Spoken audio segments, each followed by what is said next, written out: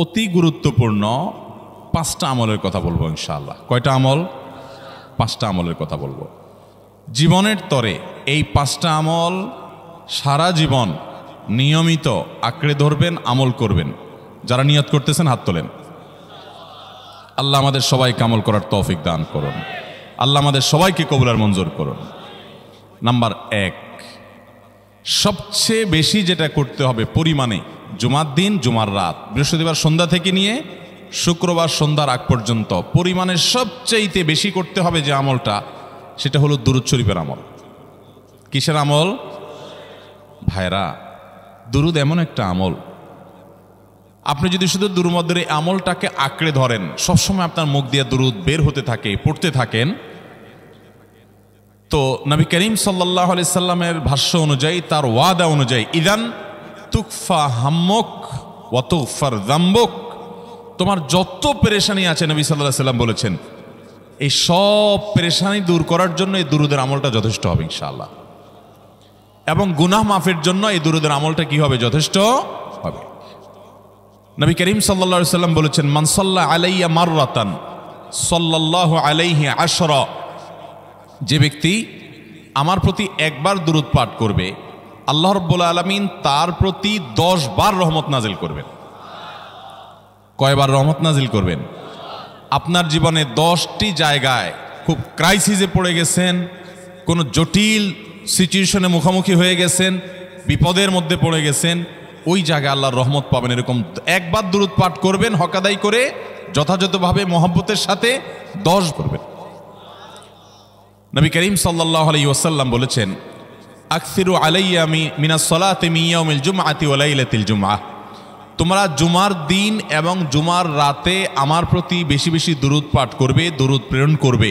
ফা ইন্না সালাতাকুম মা'রুদাতুন আলাই, কারণ তোমরা যে দুরূদ পাঠ করো এটা আমার কাছে পেশ করেন আল্লাহর ফেরেশতারা, এবং রীতিমতো নামধাম সহকারে আল্লাহর একদল ফেরেশতা নিয়োজিত আছে। তারা বলেন, আল্লাহ, হে আল্লাহ রাসূল, আপনার অমুক উম্মত, অমুক অনুসারী, আল্লাহর অমুক বান্দা পৃথিবীর অমুক প্রান্ত থেকে, অমুক দেশ থেকে, অমুকের সন্তান, সে আপনার প্রতি দুরূদ পেশ করেছে জুমার দিনে, জুমার রাতে বা অন্য সময়ে। এটা নবী করিম সাল্লাল্লাহু আলাইহি সাল্লামের কাছে রিপোর্ট দেওয়া হয় আল্লাহর নিযুক্ত ফেরেশতাদের মাধ্যমে। আপনি যখন দুরূদ পাঠ করবেন, আপনার ভিতরে এই ফিল হবে যে আমি দুরূদ পাঠ করছি আর আমার নবীর কাছে এটা উপস্থাপিত হচ্ছে আমার নাম ধাম, আমার রিপোর্ট সহকারে।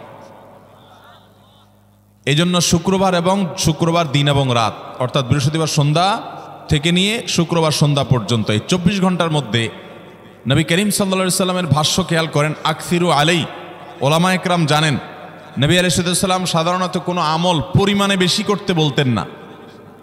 পরিমাণে বেশি করতে বলার মতো আমল খুব কম ইসলামে। গোটা কোরআন যদি খোলেন আপনি, পরিমাণে অধিক করতে বলা হয়েছে এরকম আমল খুব বেশি পাবেন না। তোমরা বেশি বেশি করে নামাজ পড়ো, বেশি বেশি করে রোজা রাখো, এরকম কথা কোরআন হাদিসে নাই। অবশ্যই একজন ইমানদার 5 ওয়াক্ত ফরজ নামাজের পাশাপাশি অধিক পরিমাণে নফল নামাজও পড়বেন, সেটা ভিন্ন কথা। কিন্তু কোরআনে বেশি পরিমাণে আল্লাহর জিকির করার কথা বলা হয়েছে। আর নবী করিম সাল্লাল্লাহু আলাইহি সাল্লাম বৃহস্পতিবার সন্ধ্যা শুরু হলে শুক্রবার সন্ধ্যার আগ পর্যন্ত বেশি পরিমাণে করতে বলেছেন যে কাজটা, সেটা হলো দুরূদ শরীফের আমল। অতএব ভাইরা আমার, বৃহস্পতিবার সন্ধ্যা থেকে নিয়ে শুক্রবার সন্ধ্যা পর্যন্ত, আপনি দোকানদার মানুষ, বৃহস্পতিবারে ব্যবসা করছেন, দোকানদারি করছেন, কোনো অসুবিধা নাই। আপনার অবসর সময়গুলোতে মুখ দিয়ে দুরূদ পড়তে থাকবেন। দুরূদের মধ্যে সবচেয়ে শ্রেষ্ঠ দুরূদ হলো নামাজে যেটা পড়েন, দুরূদ ইব্রাহিম। আল্লাহুম্মা সাল্লি আলা মুহাম্মদ ওয়া আলা আলি মুহাম্মদ কামা সাল্লাইতা আলা ইব্রাহিম ওয়া আলা আলি ইব্রাহিম ইন্নাকা হামিদুম, আল্লাহুম্মা বারিক আলা মুহাম্মদ ওয়া আলা আলি মুহাম্মদ কামা বারাকতা আলা ইব্রাহিম ওয়া আলা আলি ইব্রাহিম ইন্নাকা হামিদুম। তাহলে দুরূদের এই আমলটা, এটা করার জন্য আল্লাহ তাআলা এমন সহজ করে দিয়েছেন যে ওযুর প্রয়োজন নাই। আপনার ওযু নাই, তারপর আপনি দুরূদ পাঠ করতে পারবেন। এবং আপনি এই বড় দুরূদ পড়ার মতো সময় নাই, তো আপনি একেবারে সবচেয়ে সংক্ষিপ্ত দুরূদ পড়েন সাল্লাল্লাহু আলাইহি ওয়াসাল্লাম, তাতেও দুরূদ পাঠের সওয়াব পাবেন। চেষ্টা করব তো ইনশাআল্লাহ। শুক্রবার আসবে, দুরূদ বেশি বেশি করে পাঠ করব। আপনি দোকানে কাজ করেন, আপনার দোকানে আপনার সহকর্মী আরও কাজের লোক আছে, আপনি সবাইকে স্মরণ করাবার জন্য নিজে জোরে জোরে দুরূদ শরীফ পড়বেন এবং বলবেন যে শুক্রবার শুরু হয়ে গেছে, সবাই দুরূদ শরীফের আমল করো। ভাইরা আমার, আমি আমার জীবনের কথা বলতে পারি। আমার জীবনে ওই যে হাদিসের উপরে ইয়াকিন এবং বিশ্বাস আলহামদুলিল্লাহ ছিল, আমার জীবনে আমি অনেকবার দেখেছি এরকম জটিল পরিস্থিতি হয়েছে যে দেয়ালে পিঠ থেকে গেছে, নড়ার জায়গা নাই, আর কোনো আপাত দৃষ্টি থেকে এই বিপদ থেকে উদ্ধারের কোনো পথ নাই। দুরুদ, ইস্তেগফার, দোয়া ইউনুস, এই 3 আমল পাশাপাশি ইয়া জাল জালালি ওয়াল ইকরাম, এই 4টা জিনিসকে এমনভাবে ধরছে, বিশেষ করে দুরুদ, স্পেশালি সারাক্ষণ দুরুদ। আল্লাহ রাব্বুল আলামিন এমনভাবে সহযোগিতা করেছেন, এমনভাবে উদ্ধার করেছেন যে কল্পনা করলে অবাক লাগে এখন যে এটা কিভাবে সম্ভব। ভাইরা আমার, এক সাহাবী নবী করিম সাল্লাল্লাহু আলাইহি ওয়াসাল্লামের কাছে এসে বলছে, ইয়া রাসূলুল্লাহ, আমি যে দোয়া করি এই দোয়ার মধ্যে আমি নিজের জন্য করব, আমার ছেলে মেয়ের জন্য করব, অনেক কিছু করব, এটা সেটা, রিজিক চাইবো, সুস্থতা চাইবো, অনেক কিছুই তো আল্লাহর কাছে চাইবো। আপনি তো আল্লাহর রাসূল, আপনার জন্য দোয়া করলে আমাদেরই লাভ, একবার দোয়া করলে আল্লাহ 10 বার রহমত নাজিল করবেন, তো আপনার জন্য আমার দোয়ার ভিতরে কত পার্সেন্ট রাখবো? সাহাবী বারবার বিভিন্ন পার্সেন্টেজ বলছিলেন যে 3 ভাগের 1 ভাগ আপনার জন্য রাখি ইয়া রাসূলুল্লাহ, অর্ধেক রাখি, আরো বেশি করে রাখি। তিনি যত বলছেন নবী করিম সাল্লাল্লাহু আলাইহি ওয়াসাল্লাম আরো বাড়ানোর জন্য তাকে উৎসাহ দিচ্ছিলেন। এক পর্যায়ে যখন তিনি বললেন, ইয়া রাসূলুল্লাহ, আমি আমার কোনো দোয়ার সবটুকু যখন আপনার জন্য নিবেদন করব, আমি কোনো একবার যখন দোয়া করব, দোয়া শুধু আপনার জন্যই করব যখন, অর্থাৎ পিওর দুরূদ যখন পড়ব, নিজের জন্য আর কিছু চাইব না, শুধু আপনার জন্যই যদি চাই কোনোবার, তাহলে তখন নবী করিম সাল্লাল্লাহু আলাইহি ওয়াসাল্লাম বলেছেন, ইদান তুকফা হাম্মুক ওয়া তুগফার যামবুক, তাহলে তোমার সকল পেরেশানি থেকে উদ্ধারের জন্য এই দুরূদটাই যথেষ্ট হয়ে যাবে, এবং তোমার সকল গুনাহ মাফের জন্য এটা যথেষ্ট হয়ে যাবে। মোহতারাম হাজরিন, দুরুদের আমলটা এত সুন্দর আমল, কিন্তু আবার তাড়াহুড়া করে পড়বেন না, সাল্লাল্লাহু আলাইহি ওয়াসাল্লাম সাল্লাল্লাহু আলাইহি ওয়াসাল্লাম সাল্লাল্লাহু আলাইহি ওয়াসাল্লাম সাল্লাল্লাহু আলাইহি ওয়াসাল্লাম সংখ্যা বাড়ানোর জন্য হুলস্থুল করে পড়লেন না, মুহাব্বতের সাথে সাল্লাল্লাহু আলাইহি ওয়াসাল্লাম সাল্লাল্লাহু আলাইহি ওয়াসাল্লাম আল্লাহুম্মা সাল্লি আলা মুহাম্মদ, অর্থ বুঝে বুঝে আল্লাহুম্মা সাল্লি আলা মুহাম্মদ মানে কি, আল্লাহ আপনি মুহাম্মদের প্রতি শান্তি বর্ষণ করুন। আরে ভাই, মুহাম্মদ সাল্লাল্লাহু আলাইহি ওয়াসাল্লামের প্রতি আল্লাহ তাআলা শান্তি এমনি বর্ষণ করবে, আপনি আমি দোয়া করলেও করবে, না করলেও। কিন্তু মাঝখান থেকে আমরা, ভাইরা আমার, কোনো বড় কর্মকর্তার কাছে আপনার কোনো কাজের ঠেকা আছে, কর্মকর্তার ওই ছেলেটার আপনি দেখছেন যে খাচ্ছে না, আপনি যদি বলেন, স্যার ছেলেটা খাচ্ছে না স্যার, একটু ডাক্তার দেখান স্যার, এভাবে তো বাঁচবে না, ওর কষ্ট হচ্ছে স্যার, আপনি বললেও উনি ওনার ছেলের দিকে কেয়ার করবে, কিন্তু আপনি এটা বলার কারণে তার নৈকট্য পাবেন কি পাবেন না, তার সিম্প্যাথি পাবেন কি পাবেন না। আরশে আজিমের মালিক তার হাবিবকে এত মহব্বত করেন, তিনি তার হাবিবের প্রতি এমনিতেই রহমত নাজিল করবেন, তাকে বিভিন্ন মর্যাদা আগে থেকেই দেওয়ার ঘোষণা দিয়ে রাখছেন, কিন্তু আপনি আমি দোয়া করলে আল্লাহ তাআলা তার মাধ্যমে আমাদের ভাগ্যকে সুপ্রসন্ন করে দিবেন। দুরুদের আমলকে জীবনের তরে আঁকড়ে ধরবেন ভাই, শুধুমাত্র জুমার দিন আর জুমার রাত না, সব সময় অধিক পরিমাণে। এরাবিয়ানদের মধ্যে আমলটা খুব বেশি আছে, তাদের দেখবেন তারা 2টা আমল, মুখে 2টা আমল, ভালো মন্দ তাদের মধ্যেও আছে, কিন্তু এই 2টা আমল তাদের মধ্যে খুব ভালো। বেশিরভাগ মানুষই দেখা যায় অবসর সময় আস্তাগফিরুল্লাহ, ইস্তিগফার করছে অথবা দুরুদের আমল করছে। আমাদের অবসর সব সময়গুলো নিয়ে গেছে মোবাইল ফোন। ভাইরা আমার, 4 বছর 5 বছর 6 বছর 7 বছর 10 বছর ধরে মোবাইল টিপতেছেন, ফেসবুক টিপতেছেন, ইউটিউব টিপতেছেন। বুকে হাত দিয়ে আমাকে জবাব দেয়া লাগবে না, নিজের বিবেককে একটু জবাব দেন। এই 10 বছর ফেসবুক, ইউটিউব, টিকটক, হোয়াটসঅ্যাপ টিপে আপনার অর্জন কি হয়েছে একটু হিসাব মিলান। এই যে স্ক্রল করতেছেন আঙ্গুল দিয়া, ঘন্টাকে ঘন্টা এই আঙ্গুল দিয়ে টানছেন টানছেন, নিচের দিকে যাচ্ছেন স্ক্রল করে ফেসবুকে, ইউটিউবে, একের পর এক, আপনার জীবনে অর্জনটা কি হয়েছে বলেন? ভাইরা আমার, এই মোবাইলের নিয়ন্ত্রণ করতে হবে, প্রয়োজনে ব্যবহার করতে হবে, কিন্তু এটাকে অনিয়ন্ত্রিত ব্যবহার করা যাবে না। একেবারে যখন তখন সারাদিন টিপাটিপি করলেন, আজকাল তো পোলাপান টয়লেটে গেলেও নিয়ে যায়। আল্লাহ তাআলা আমাদেরকে এই রোগ থেকে বেঁচে থাকার তৌফিক দান করুন। ভাইরা আমার, জীবনটাকে পরিবর্তন করতে হয়, সারা জীবন তো একরকম থাকলে হবে না। বহুত পাগলামি করেছি, আসুন নিজেকে সংশোধন করি। তাহলে জুমার দিন উপলক্ষে 1 নম্বরের আমল বলেছি, বেশি বেশি কোন আমল করতে হবে? সারা জীবন মনে রাখবো তো ইনশাআল্লাহ? বাসা বাড়িতে পরিবারের লোকদেরকে মনে করাবো তো ইনশাআল্লাহ? আমি আমার ড্রাইভার থাকুক, আমার ছেলে মেয়ে থাকুক, আমার পরিবারের লোক থাকুক, আমি আমার কথা আপনাদের বলি উৎসাহের জন্য, যে জুমার দিন শুরু হয়ে গেলে আমি, শুধু আমি না, আমার পরিবার অন্যান্যরাও একে অন্যকে আমরা স্মরণ করে দিই। কে কে দুরূদ পড়তে কতবার পড়ছো, কেউ পড়ছে কিনা একবারও, সন্ধ্যা হয়ে গেছে, অনেকক্ষণ হয়ে গেছে, সবাই শুরু করি, আমলটা করবো তো ইনশাআল্লাহ। নাম্বার 1। নাম্বার 2, জুমার দিন উপলক্ষে অন্য যে কোনো দিনের চাইতে জুমার দিন অর্থাৎ শুক্রবারের ফজর নামাজ পুরুষরা মসজিদে জামাতের সাথে পড়বেন, জামাতের সাথে পড়ার নিয়ত করবেন পাক্কা। কারণ অন্য যে কোনো দিনের ফজর নামাজ না, শুধুমাত্র যত নামাজ আছে, নবী করিম সাল্লাল্লাহু আলাইহি সাল্লাম বলেছেন আফদালুস সালাওয়াতে ইনদাল্লাহ, আল্লাহর কাছে দুনিয়ার সব নামাজের মধ্যে, 5 ওয়াক্ত সাধারণ নামাজগুলোর মধ্যে সবচেয়ে উত্তম নামাজ হলো সলাতুল ফজরে মাআল জামাআতে ইয়াউমাল জুমআহ, জুমার দিন ফজরের নামাজ জামাতের সাথে আদায় করা হলো যত নামাজ আছে এর মধ্যে সবচেয়ে শ্রেষ্ঠ নামাজ। তাহলে জুমার দিনে এই বিষয়টা বিশেষভাবে খেয়াল রাখবো। জুমার দিন ফজর নামাজটা পুরুষরা কোথায় পড়বো, এবং সেটা বৃহস্পতিবার থেকে পরিকল্পনা শুরু করবো যে কালকের ফজর নামাজ যাতে কোনো অবস্থাতে আমার মিস না হয়। আমাদের আখিরাতের ব্যবসা এটা ভাই, আখিরাতের কারেন্সি সংগ্রহ করা। যত খুঁটে খুঁটে ভালো ভালো আমলগুলো করবেন, আপনার আমল নামাতে আমল সওয়াব জমা হতে থাকবে। চেষ্টা করবো তো ইনশাআল্লাহ। আমাদেরকে শয়তান অন্যদিন ফজরের নামাজ পড়ার সুযোগ হলেও শয়তান এমনভাবে আমাদেরকে ধোঁকা দেয়, শুক্রবারে ফজরটা পড়াটা সবচেয়ে বেশি কঠিন হয়ে যায়। কেন জানেন? কারণ ইবলিস তো জানে হাদিস, আপনি জানেন না, হয়তো অনেকে হয়তো আজকে শুনছেন, আমি কোনো হাদিস না জানতে পারি, ইবলিস ঠিকই জানে যে ফজর নামাজ এই দিন যদিও জামাতের সাথে ফজর পড়ে ফেলায় তাহলে তোর আখিরাতের ব্যবসা অনেক দূর আগে যাবে। ওর সাথে তো আমাদের বাবা আদমের সাথে সেই চ্যালেঞ্জ, আদম আলাইহিস সালামকে সেজদা করতে বলা হয়েছে, সে তো করে নাই, তার সৌজন্য বা তার জন্য সেজদা নিবেদন করে নাই, আল্লাহ তাআলা সেজন্য তাকে জান্নাত থেকে বের করে দিয়েছে। তার কারণে এই ইবলিস তখনই আল্লাহর সাথে, আল্লাহর সামনে চ্যালেঞ্জ ছুড়ে দিয়েছে আদম আলাইহিস সালামের সাথে যে লাউবিয়ান্নাহুম আজমাইন, আমি আদমের সব সন্তানগুলোকে পথহারা করে ছাড়বো, ওদেরকে জান্নাতের পথে চলতে দিব না। এই জন্য আল্লাহ তাআলার কাছে সে কিছু পাওয়ার চাইয়া নিছে। এর ভিতরে একটা হলো কিয়ামত পর্যন্ত হায়াত পাবে, আরেকটা হলো আমাদের রগের সাথে সে মিশতে পারে, রক্ত প্রবাহের সাথে মিশতে পারে, শরীরের মধ্যে প্রভাব সৃষ্টি করতে পারে, আমাদেরকে দুর্বল করতে পারে, মন্দ দিকে টানতে পারে, ভালো কাজ যেন না হয় মনে মনে কুমন্ত্রণা সৃষ্টি করতে পারে। এই পাওয়ার সে নিয়ে এসেছে। এই জন্য তার সাথে আমাদের চ্যালেঞ্জ। সে হাদিস জানে যে জুমার দিন ফজর পড়লে আমাদের অনেক লাভ হয়ে যাবে। এই জন্য সে বৃহস্পতিবার রাতে, অন্য দিন যদি আপনি 10টা 11টা বা 11:30টায় ঘুমান, 12টায় ঘুমান, জুমার দিন অর্থাৎ বৃহস্পতিবার দিবাগত রাতে আইসা ইবলিস বলে, আরে পাগল হইছস, কালকে হলো শুক্রবার, দোকানদারি নাই, ব্যবসা নাই, চাকরি নাই, মহিলাদেরকে বলে কালকে পোলাপানের স্কুল নাই, মাদ্রাসা নাই, আজকে একটু টক শো, মিষ্টি শো, নাটক, সিনেমা, ইউটিউব, ফেসবুক, ওয়াজই শোন অন্তত।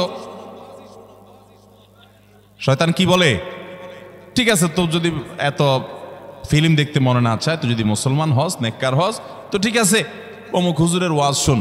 এই হুজুরের ওয়াজ শোনাত লাগাই দিয়ে রাতে 1টা 2টা পর্যন্ত পার করে দিল। এরপরে ফজর নামাজ ওর জামাতের সাথে মিস, শেষ। ভাইরা আমার, প্রত্যেক বৃহস্পতিবার আসলে সন্ধ্যার সময় প্রতিজ্ঞা করব, সপ্তাহের অন্য দিন যদি আমার ত্রুটি বিচ্যুতি হয়ও আমি সেটাকে কারেকশন করার চেষ্টা করব, কিন্তু শুক্রবার ফজরটা পুরুষ হিসাবে আমি জামাতের সাথে পড়বই পড়বো। তার জন্য রাতে আগে আগে শোবো, ডাবল ট্রিপল অ্যালার্ম দিয়ে শোবো, অন্য নামাজি বন্ধুকে বলবো ফোন দিয়ে ডেকে দিবি, একে অন্যের সহযোগিতা করব, কিন্তু ফজরের নামাজ জুমার দিন ছাড়বো না ঠিক আছে তো? কয়টা আমল হলো? 2টা। মনে রাখবেন তো ইনশাআল্লাহ। আগামী বছর তো আমার মাহফিল আমি আর করব না, কিন্তু আগামী বছর যে মাহফিল করবেন সে আলোচককে আমি রিকোয়েস্ট করবো ইনশাআল্লাহ, আয়োজকরা এটার সবক জননায় আগামী বছর দিতে পারবেন তো ইনশাআল্লাহ? আমল যদি করেন তাহলে সবক ঠিকই দিতে পারবেন। ওই যে ভাই সবগুলো শুনে দিছে, কারণ এই আমল করেন। আচ্ছা, 3 নম্বর আমল হলো সূরা কাহাফ পড়ব। কোন সূরা পড়ব? সূরা কাহাফ। যারা কোরআন পড়তে পারেন না তারা শুনবেন, আর যারা পড়তে পারেন তারা নিজে পড়বেন। সূরা কাহাফ যদি জুমার দিন কেউ পড়ে, নবী করিম সাল্লাল্লাহু আলাইহি সাল্লাম বলেছেন এই সূরাটা তার জন্য নূর হবে, নূর, আলো আল্লাহর তরফ থেকে। কিয়ামতের ময়দানে ভয়াবহ গুটগুটে অন্ধকার হবে। কিয়ামতের একটা ভয়াবহ শাস্তি হলো অন্ধকারের শাস্তি। ভাইরা আমার, অন্ধকারের শাস্তি মানে এমন ভয়াবহ অন্ধকার হবে যে দুনিয়ার অন্ধকারের সাথে কোনো তুলনাযোগ্য নয়। সেই ভয়াবহ অন্ধকারে কিছু আমল আছে যে আমলগুলো মানুষের ওই অন্ধকারের মধ্যে আলোর কাজ দিবে। এর মধ্যে একটা হলো অজুর অঙ্গগুলো যদি কেউ ভালো করে অজু করে, সুন্দর করে ডুলডেলে যেন শুকনা না থাকে, উত্তম রূপে যদি অজু করে কেউ, পানি অপচয় না করে, পানি অল্প নয় কিন্তু ডলে বেশি, সুন্দর করে যদি কেউ অজু করে, এই অজুর অঙ্গগুলো কিয়ামতের ময়দানে উজ্জ্বল হয়ে জলজল করে জ্বলতে থাকে এবং তার জন্য আলোর কাজ দেয়। সবাই যখন অন্ধকারের আযাবের মধ্যে নিমজ্জিত থাকে, হাহুতাশ করে, তখন এই ব্যক্তির এই আমলটা তার আলো ভূমিকা আসে। আর আরেকটা হলো এই সূরা কাহফ। অন্য অনেক উলামা ইকরাম বলেছেন এর ব্যাখ্যা হলো সূরা কাহফ যদি কেউ এক বৃহস্পতিবারে পড়ে, পরের বৃহস্পতিবার পর্যন্ত, এক শুক্রবারে যদি পড়ে, পরের শুক্রবার আগ পর্যন্ত পুরো সপ্তাহব্যাপী তার ভিতরে নূর, ঈমানের নূর, তাকওয়ার নূর, ইলমের নূর, আমলের নূর, ভালো মানুষ হওয়ার নূর তার ভিতরে আল্লাহ তাআলা সৃষ্টি করে দিবেন। এই জন্য জুমার দিন সূরা কাহফ পড়বো তো ইনশাআল্লাহ। আলহামদুলিল্লাহ ভাই, আপনাদেরকে যে আমলগুলো করছি এগুলো আমি, আমার পরিবার সদস্য, পরিচিত, সহকর্মী, আমি চেষ্টা করি সবাইকে স্মরণ করানোর এবং আমল করার চেষ্টা করি। আপনাদেরকেও বলছি ভাই, জুমার দিন যেহেতু, অতএব আজকে জুমার দিন উপলক্ষে বলে যাচ্ছি, জুমার দিনের এই 14-15টা আমলের মধ্যে সামারি করে আমি 5টা আমল করে দিচ্ছি যে এগুলোর গুরুত্ব অনেক বেশি অন্য অনেকগুলো চাইতে, এগুলো বিশেষভাবে করব। তাহলে এর মধ্যে প্রথমটা চলে গেল দুরুদ বেশি বেশি করে পড়ব। দ্বিতীয়টা হলো জুমার দিনের ফজর নামাজ কোন অবস্থাতে জামাতের সাথে পড়া মিস করব না, কারণ নবী সাল্লাল্লাহু আলাইহি সাল্লাম বলেছেন সকল নামাজের মধ্যে সবচেয়ে সেরা, উত্তম, শ্রেষ্ঠ নামাজ, অর্থাৎ ওয়াক্তিয়া নামাজের মধ্যে সবচেয়ে শ্রেষ্ঠ নামাজ হলো জুমার দিনের ফজরের নামাজ জামাতের সাথে পড়া। তাহলে মহিলারা কি করবে? মহিলারা পুরুষদেরকে উঠায় উঠায় মসজিদে পাঠিয়ে দিবে এবং সহযোগিতা করবে, তাহলে তার মাধ্যমে তারাও একই সওয়াব পেয়ে যাবেন। আর 3 নম্বর আমলে বলেছিলাম সূরা কাহফ, এটা নারী পুরুষ সবাই করবে বেশি বেশি করে, ঠিক আছে তো ইনশাআল্লাহ? আমরা অনেক ভাই আছি সপ্তাহের 6 দিন আমাদের কোরআন পড়ার সুযোগ হয় না, তো অন্তত জুমার দিন সূরা কাহফটা যদি আপনি বাধ্যতামূলক করেন, আলহামদুলিল্লাহ, এটা অনেক বড় সূরা, পড়তে আপনার 20-25 মিনিট 30 মিনিট সময় পর্যন্ত লেগে যাবে। আপনি আধা ঘন্টা সময় ধরে যদি আস্তে আস্তে সুন্দর করে পড়েন, তো সপ্তাহে একবার অন্তত কোরআনের সাথে আপনি সময় দিলেন। আরেকটা সুসংবাদ শুনেন, সূরা কাহফ যদি কেউ মুখস্থ করে, তেলাওয়াত করে নিয়মিত, বিশেষ করে সূরা কাহফের প্রথম 10টা আয়াত যদি কেউ মুখস্থ করে, নবী করিম সাল্লাল্লাহু আলাইহি সাল্লাম বলেছেন কিয়ামতের আগে দাজ্জালের যে ফিতনা আসবে, যেই ফিতনায় বহু মানুষ দাজ্জালকে আল্লাহ মনে করে বেঈমান হয়ে জাহান্নামে যাবে, এই ফিতনা থেকে পৃথিবীতে এমন কোনো নবী ছিল না, এমন কোনো রাসূল আসেন নাই।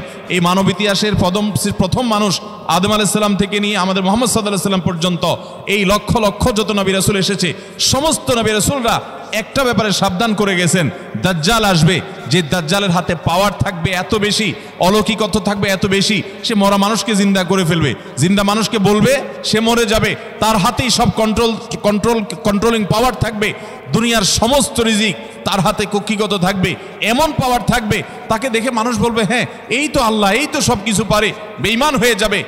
এই দাজ্জালের ফিতনায় তোমরা পড়বা না, বেঁচে থাকবা। বুদ্ধি দিয়া বিবেক দিয়ে মানুষ বাঁচতে পারবে না। দাজ্জালের ফিতনা থেকে বাঁচার জন্য সকল নবী রাসূলরা এই জন্য সাবধান করেছেন। আমাদের নবী সাল্লাল্লাহু আলাইহি সাল্লাম নামাজের শেষ বৈঠকে দোয়া মাসুরের জায়গায় একটা দোয়া পড়তেন, আল্লাহুম্মা ইন্নী আউযু বিকা মিন আযাবিন নার ওয়া আযাবিল কবর ওয়া আউযু বিকা মিন ফিতনাতিল মাহইয়া ওয়াল মামাত ওয়া আউযু বিকা মিন শাররি ফিতনাতিল মাসীহিদ দাজ্জাল। আল্লাহ আপনার কাছে দাজ্জালের ফিতনা থেকে পানা চাই। 1450 বছর হয়ে গেছে, এখনো দাজ্জালের আবির্ভাব হয় নাই, হবে কিয়ামতের আগে। কখন হবে আল্লাহ ভালো জানেন। কিন্তু নবী সাল্লাল্লাহু আলাইহি সাল্লাম বলেছেন সূরা কাহফের প্রথম 10 আয়াত যদি কেউ মুখস্থ করে, তো এই ব্যক্তিকে আল্লাহ রাব্বুল আলামিন এবং যদি তেলাওয়াত করে, এই ব্যক্তিকে আমলের মাধ্যমে দাজ্জালের ফিতনা থেকে আল্লাহ বাঁচিয়ে রাখবেন। দাজ্জাল তো অনেক পরের কথা, কোথাকার কোন আল্লাহর প্রতি অবিশ্বাসী মুশরিক বা কাফের খেলোয়াড় একটু পায়ের ভিলকি দেখায়, লক্ষ লক্ষ কোটি কোটি মানুষ হুমড়ি খেয়ে তার ভক্ত হয়ে ইমানি চেতনা, আমলি চেতনা, তাকওয়া, তাহারাত সব খুঁয়ে বসে থাকে। আর সেখানে দাজ্জালের মতো এরকম মিরাকল, সব মিরাকল তার হাতে থাকবে। এরকম পরিস্থিতি যখন আসবে তখন মানুষ কি করবে? এখন এই যে তথ্য প্রযুক্তির উন্নতির এই সময়ে কত মুসলমানের সন্তান বেঈমান হয়ে যাচ্ছে, বিজ্ঞানরাই তারা আল্লাহ বানায় বসে থাকতেছে, আছে না নাই?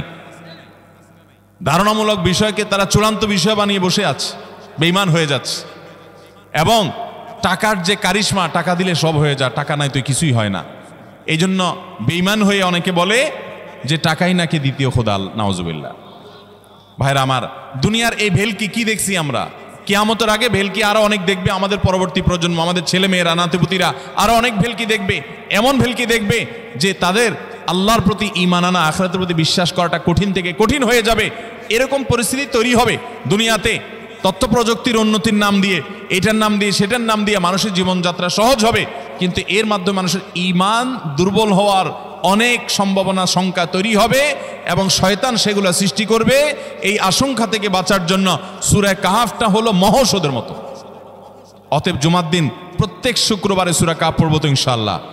মায়েরা, বোনেরা, আমরা ভাইয়েরা যারা আছি, বাবারা যারা আছি, আল্লাহর ওয়াস্তে জীবনের তরে নিয়ত করে নেন আজকের মাহফিল থেকে, জীবনে কখনো বৃহস্পতিবার সন্ধ্যা থেকে শুক্রবার সন্ধ্যার আগ পর্যন্ত আমার হাজার ব্যস্ততা থাকুক, সূরা কাহাফটা পড়া ছাড়া আমি কোনো কাজ করব না আমি আল্লাহর অনেক বান্দাকে ব্যক্তিগতভাবে জানি, আমি নিজেও এতটা গুরুত্ব দিয়ে করতে পারি না। অনেক বড় সরকারি কর্মকর্তা, অনেক বড় পদের নাম আমি বলবো না, আমাকে বলে ভাই আমি মাগরিবের পর, ব্যক্তিগতভাবে আমি জানি উনি খুব সৎ মানুষ, সব মানুষ একরকম হয় না, সৎ মানুষ। উনি বললেন ভাই মাগরিবের পরে আমার ফ্যামিলির সব বাচ্চা কাচ্চা সবাইকে আমি বলি, আমি ব্যস্ত থাকলেও বলি যে মাগরিবের পরে আগে সবাই সূরা কাহাফটা পড়ে ফেলো, এরপর অন্য সব আমল। আমরাও চেষ্টা করবো না ইনশাআল্লাহ। কয়টা আমল গেল? তাসাল, ফরজ গোসল হলে ফরজ গোসল করবে, উত্তম রূপে গোসল করবে, ভালো করে গোসল করবে জুমার দিন। ওয়ামাশা ওয়ালা মিয়ার কাব, জুমার নামাজের জন্য পায়ে হেঁটে মসজিদে যাবে, বাহনে চড়বে না। কেউ যদি মাজুর হয় সে বাহনে চড়লেও চলবে, কিন্তু সাধারণ যারা সুস্থ আছেন পায়ে হেঁটে মসজিদে যাবেন, বাহনে চড়লেন না। জুমার দিনের কথা, জুমার নামাজের কথা। ওয়াদানা মিনাল ইমামে ওয়ালা মিয়ালগু, ইমামের কাছাকাছি গিয়ে বসবে, দূরে না, যত কাছে যেতে পারে একদম সামনের কাতার ইমামের কাছাকাছি গিয়ে বসবে, কোনো অনর্থক কথা বলবে না, দুনিয়াবি কথা বলবে না, বেহুদি কাজ করবে না। ওখানে গিয়ে যতক্ষণ সময় পাবে জিকির, আজকার, তেলাওয়াত, তাসবিহ, দোয়া, রোনাজারি, কান্নাকাটি, বই পড়া, দিনই কাজ করা, এর মধ্যে সে কাটাবে নিজেকে। এই কয়েকটা কাজ যদি করে তাহলে কাজ কয়টা হলো? আগে আগে ঘুম থেকে উঠা, ওই যে ফজর নামাজ জামাতের সাথে পড়া ইত্যাদি, গোসল করা উত্তম রূপে, আর পায়ে হেঁটে মসজিদে যাওয়া, বাহনে না চড়া। 4 নম্বর হলো ইমামের কাছাকাছি গিয়ে বসা, কোনো অনর্থক কাজ না করা। এই 4টা কাজ যদি কেউ জুমার দিনে করে, নবী করিম সাল্লাল্লাহু আলাইহি সাল্লাম বলেছেন ওই ব্যক্তি বাসা থেকে মসজিদ পর্যন্ত যে আসলো, যতগুলো পা ফেলবে, যতগুলো স্টেপ ফেলবে, যতগুলো কদম দিবে, প্রতিটা কদমের বিনিময়ে আল্লাহ রাব্বুল আলামিন তার অ্যাকাউন্টে, তার আমল নামাতে 1 বছর রাত জেগে, সারা রাত জেগে তাহাজ্জুদ নামাজ পড়লে এবং 1 বছর সারা দিন, প্রত্যেকটা দিন পুরা বছর জুড়ে নফল রোজা রাখলে যে পরিমাণ সওয়াব পাইতো, 1 বছর নফল রোজা, 1 বছর রাতভর জেগে তাহাজ্জুদের নামাজ পড়ার সওয়াব মাত্র একটা কদম ফেলার বিনিময়ে দিবেন। তাহলে আপনার বাসা থেকে যদি মসজিদে আসতে 100টা কদম হয়, 100 বছরের নফল নামাজ, 100 বছরের নফল রোজা, আপনি এটার সওয়াব আপনার অ্যাকাউন্টে জুমার দিন মাত্র 4টা কাজ করার মাধ্যমে আপনি পেয়ে যাবেন। এবং এটি অনেক হাদিস বিশ্লেষকগণ বলেছেন, কোরআন হাদিসে বহু ফজিলতের কথাই বলা আছে। এত বিপুল পরিমাণে, এত অধিক পরিমাণে সওয়াবের কথা যে কারো বাসা থেকে অনেকের আছে যেতে 500 স্টেপ পড়বে।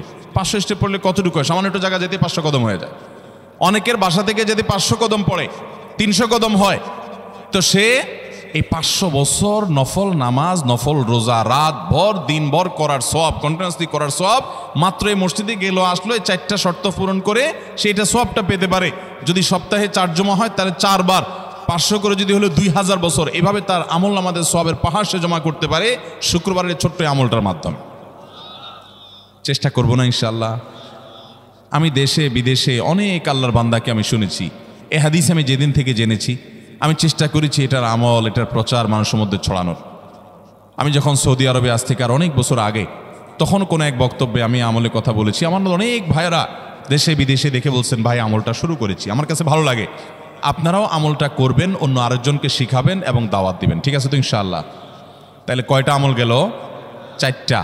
1 নম্বর গেছে বেশি বেশি দুরূদ পাঠ করা, 2 নম্বর হলো জুমার দিনে ফজর নামাজ জামাতের সাথে পুরুষরা পড়া, 3 নম্বর হলো সূরা কাহাফ পড়া, তেলাওয়াত করা, আর 4 নম্বর হলো এই 4 শর্ত পূরণ করে মসজিদে আগে আগে গিয়ে সুন্দর করে খুতবা শুনে চলে আসা, কোনো কথাবার্তা, খুতবা চলাকালীন সময় কোনো কথাবার্তা, অনর্থক কাজ না করা। 5 নম্বর এবং সর্বশেষ আমল হলো জুমার দিনে একটা সময় আছে দোয়া কবুল হয়। দোয়া কবুলের যে সময়গুলো আছে এর ভিতরে অত্যন্ত ইম্পর্টেন্ট একটা সময় হলো জুমার দিন। শুক্রবারের একটা সময় সম্পর্কে নবী সাল্লাল্লাহু আলাইহি ওয়াসাল্লাম বলেছেন যে একটা সময় আছে শুক্রবারের, এই সময়ে বান্দা কোনো দোয়া করলে আল্লাহ তাআলা ফিরিয়ে দেন না, কবুল করেন।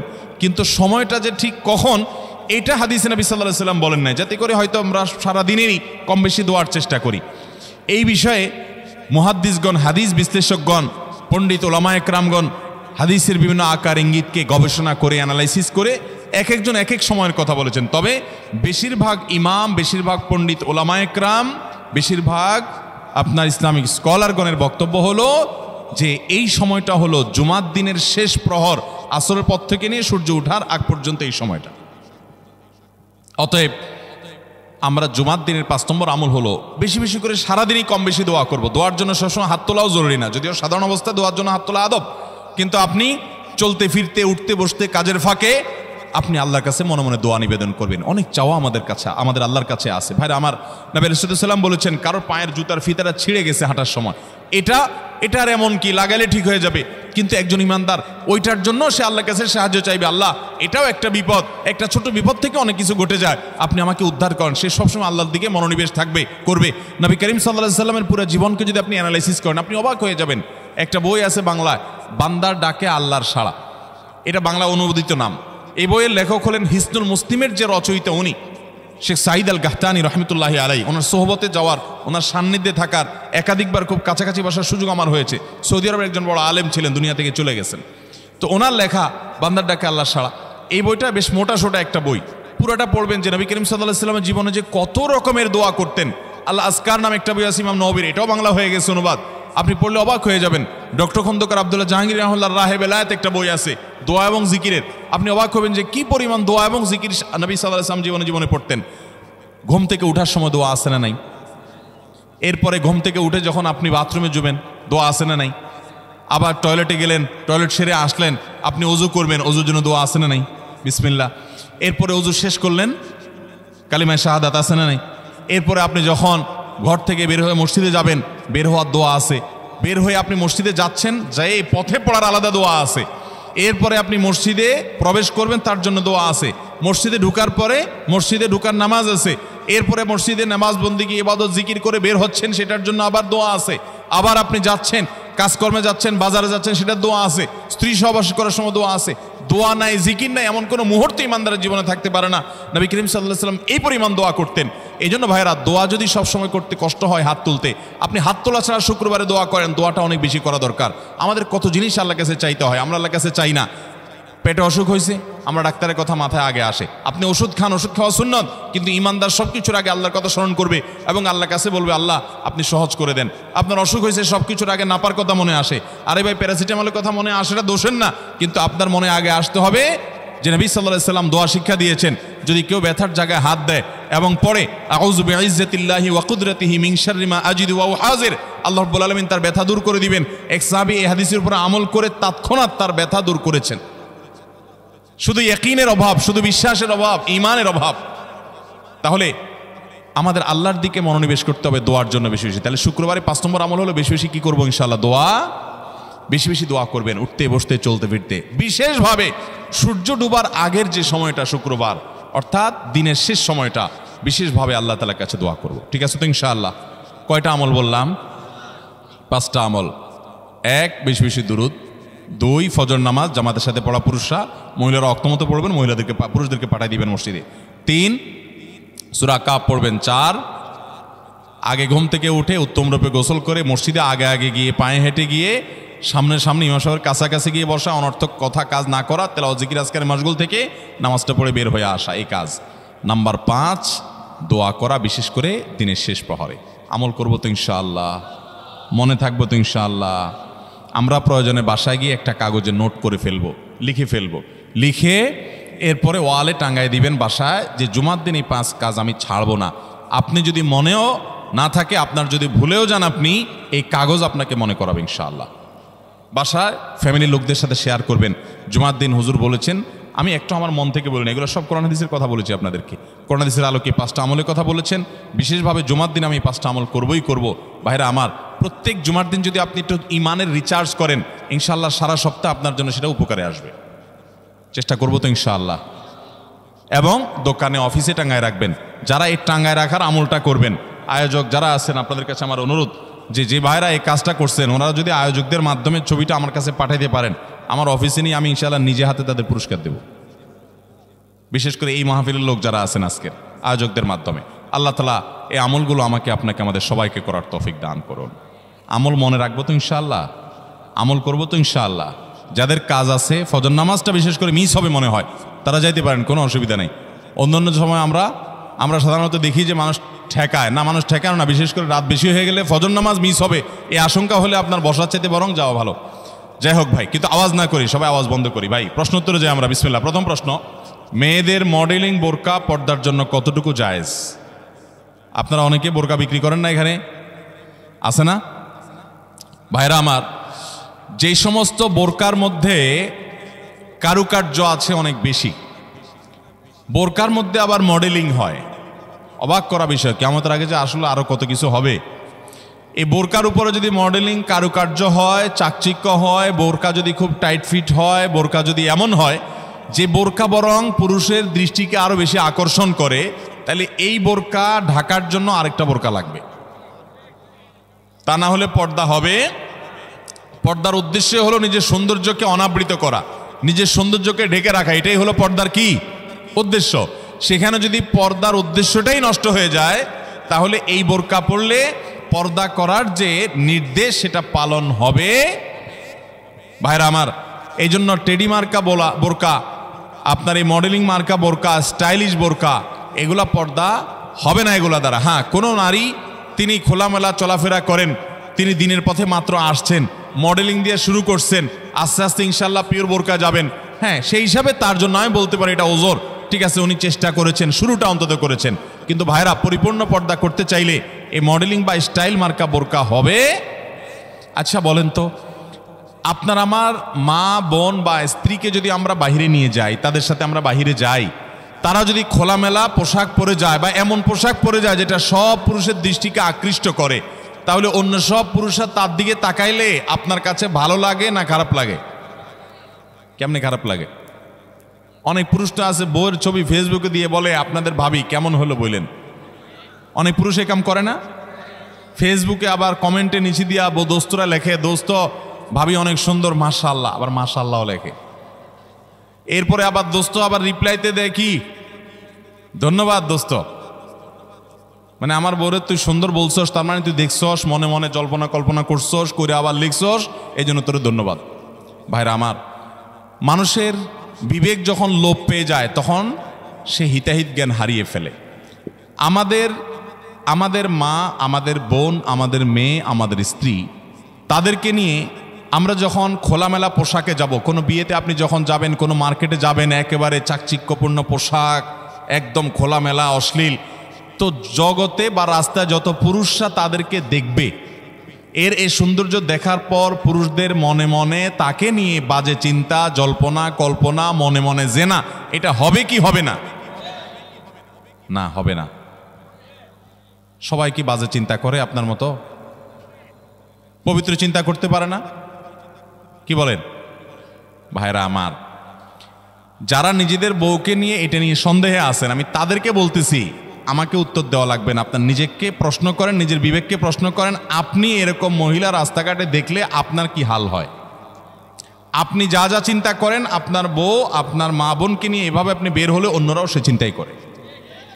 আল্লাহ আমাদের বিবেকটাকে খোলার তৌফিক দান করুন। আমি মিডল ইস্টে, বিশেষ করে সৌদি আরবে অনেক মানুষ দেখছি, দিনদারির নামগন্ধ নেয়, টাকার নিচে সে জুব্বা পরে, হারাম কাজ করে, বিড়ি খায়, সিগারেট খায়, 2 নম্বরই করে, মানে মুসলমান হিসেবে কোনো ভালো মুসলমান না। কিন্তু গল্লির ঠাওয়ার ঠিক আছে, জায়গা মতো সে একেবারে সুসের মতো সোজা, বইয়ের ব্যাপারে পরিপূর্ণ পর্দা মেনটেন করে, কোনো রাষ্ট্রীয় নির্দেশের কারণে না। বেশিরভাগ পুরুষরা এটা করে এই জন্য, কারণ সে জানে তো সে নিজে অন্যের মেয়েকে খোলামেলা দেখলে কি জল্পনা কল্পনা তার মনে আসে সে জানে, অতএব তার স্ত্রীকে নিয়ে গেলে অন্যরা কি জল্পনা করবে সে জানে, এই জন্য তার আত্মসম্মান বোধের জায়গা থেকে সেইটা করে। মুসলমান নারী, তার ভিতরে আত্মসম্মান বোধ থাকবে যে আমাকে নিয়ে মানুষ বাজে চিন্তা করবে, জল্পনা কল্পনা করবে, নোংরা চিন্তা করবে, এটা কোনো নারী করতে দিতে পারে? একজন খোলামেলা বেপর্দা নারীকে দেখে যত মানুষ মনে মনে তাকে জেনা করে, সে মনের কথাগুলো যদি মানুষ বলতো, এই নারী জুতা দিয়ে পিটতে পিটতে রাস্তা যাইত। কিন্তু সে মনে মনে মানুষের এই জেনার কাজ সে করে যাচ্ছে। আল্লাহ আমাদেরকে পর্দার গুরুত্ব বোঝার তৌফিক দান করুন। এটা নারীর জন্য অসম্মান না, এটা নারীর জন্য বরং সম্মানের, এটা নারীর ইজ্জত রক্ষার জন্য সবচেয়ে বড় মাধ্যম। আমাদের সেকুলার, অতি সেকুলার, উগ্র নাস্তিক বন্ধুরা বলে যে হুজুরদের মনটাই খারাপ, এই বেটারা বলে মহিলা দেখতে বলে তাদের বলে অবস্থা খারাপ হয়, এই বেটাদের চরিত্রই খারাপ। অর্থাৎ আমাদের এই ভাইরা যারা এই সমালোচনা করতেছেন, আমাদের এই ভাইগুলোর দ্বারা মনে হচ্ছে যে ওনাদের মনের ভিতরে কোনো এই সমস্ত বাজে চিন্তা আসে না, ওনাদের মনটা একদম ফেরেশতার মতো পবিত্র। এরকম যাদের কোনো চিন্তা জল্পনা কল্পনা আসে না, এরা হয় মিথ্যুক আর না হলে রুগী। হয় এগুলারে ডাক্তার দেখাইতে হবে, পুরুষত্বের ঘাটতি আছে, আর নাহলে মৃত্যু। আল্লাহ তাআলা সৃষ্টি করেছেন এভাবে, তোমার কোনো মনে চিন্তাই বাজে আসে না, তোমার মতো এই অসুস্থ মানুষ, তোমার তো হাসপাতালে ভর্তি হওয়া উচিত। আল্লাহ রাব্বুল আলামিন আমাদেরকে পর্দার গুরুত্ব বোঝার তৌফিক দান করুন। অনেক পুরুষ আছে নিজের বউয়ের জন্য চাকচিক্যপূর্ণ বোরকা পরে নিয়ে যান। না ভাই, আপনার বউর যত সাজগোজ সব বাসা বাড়িতে হবে একান্তে। আপনি বাইরে রাস্তাঘাটে কেন বিলাই বেড়াচ্ছেন? মহর দিয়ে বিয়ে করছেন আপনি, আর রাস্তাঘাটে মানুষকে দেখা বেড়াচ্ছেন।